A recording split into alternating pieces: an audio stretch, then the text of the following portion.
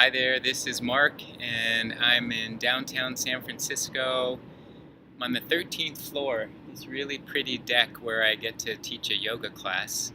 And it's actually too warm and sunny, so they wanted to practice inside, which I would love to have been out here, but I get it. You know, it gets really almost too hot to stand on their mat. The sun's just beating down. So I'm going to do the reading.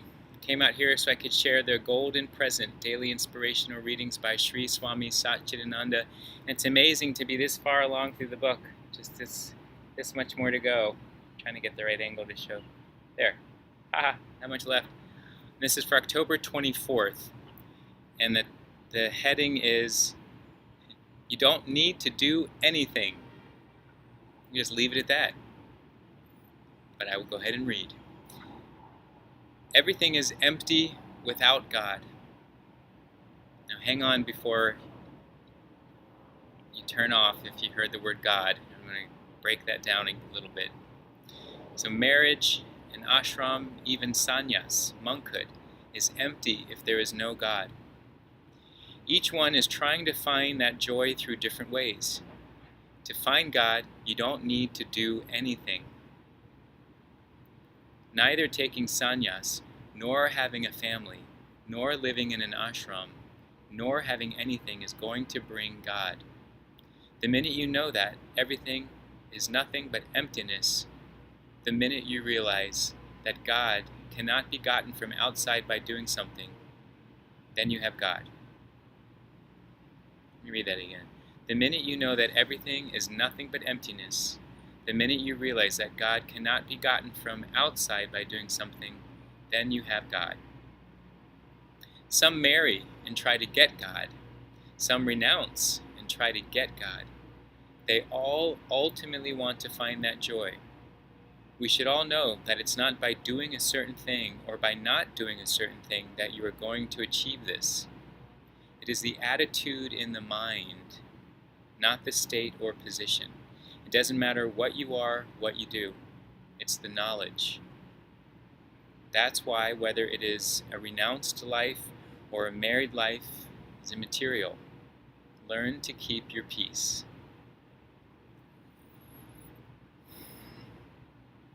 This goes exactly with what I had a yoga teacher, my first yoga teacher, which was at my gym that I would go to because it was cheaper to take a bunch of classes while I was paying for one membership at that time.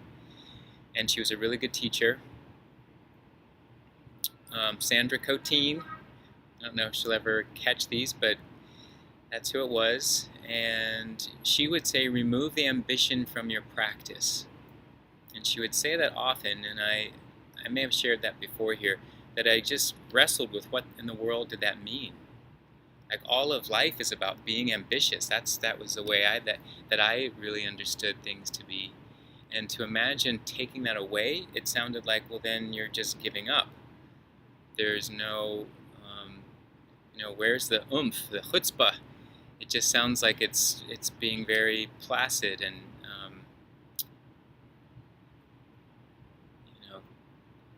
not engaging with all the things we can engage with. And here, it's the idea that it's a state of mind that is not about doing or not doing something.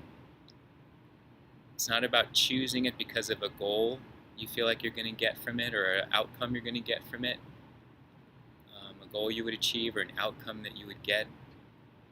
He says here, it's the knowledge. It doesn't matter what you do, who you are, it's the knowledge. And so, rather than thinking it's something from the outside that we have to try to gather, it's really a practice of learning how to listen to the inside.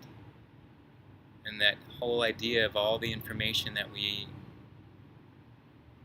and this is a tough one. What I was going to say is all the information that we need is on the inside. I think we benefit from a lot of outside information, a lot of outside interaction, because it helps to stimulate that inner knowingness. And there's a lot of stuff that brings benefit for certain aspects of ourself. If we have certain desires that we feel like we want to manifest in this lifetime, we need sometimes outside things to be able to support that expression. But what the spiritual teachers are saying here is ultimately finding that sense of peace and happiness, that joy. It's never going to be something from the outside. It's only ever going to be something that we find on, there's an upper deck, I just saw somebody up there. It's only ever going to be something that we can learn how to discover from that inner well of knowingness. And that is, in and of itself, takes practice to learn how to access. Even though we came into the world, I believe, already knowing how to access it, and it was just a gift, a God-given gift. But somehow we forget about it. Maybe that's how we're designed. Maybe that's part of the whole life cycle, is learning how to come back to that knowingness and that true sense of self, that natural self. And what I love about this here, again, is like this idea of trying to find God, or to find, it's this spiritual connection because it's out there somewhere, I'm just not doing the right things yet, it kind of breaks that belief system. God is not this external entity that we have to figure out how to align with. That's the ambitious mind. That's the thinking that we're trying to create to get us to that place we think is out there. Even for people who don't believe in this idea of a God, that's just a word that's getting used, and it's been used, by religions, by spiritual teachers, but it doesn't all mean the same thing necessarily. Sometimes people use the word God, and it's a divisive, manipulative way of using that word. I like to use it as a very spacious, all-encompassing, universal intelligence expression, one that's a very personal creation of mine, not one that I'm taking from someone else's definition of what God is. But that alone takes a journey and some practice to find what is that relationship. And I have a feeling that there are people who say they don't believe in God, but we actually believe the same thing.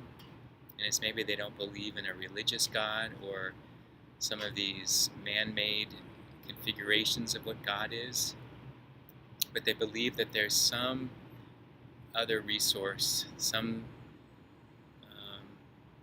they don't call it a divine intelligence, but maybe just a universal intelligence. Okay.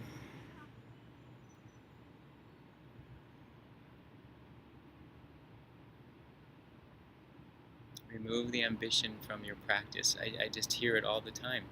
I love that was part of my early teaching. So thank you, Sandra Coteen, and thank you all who are watching this. And I'll see you tomorrow.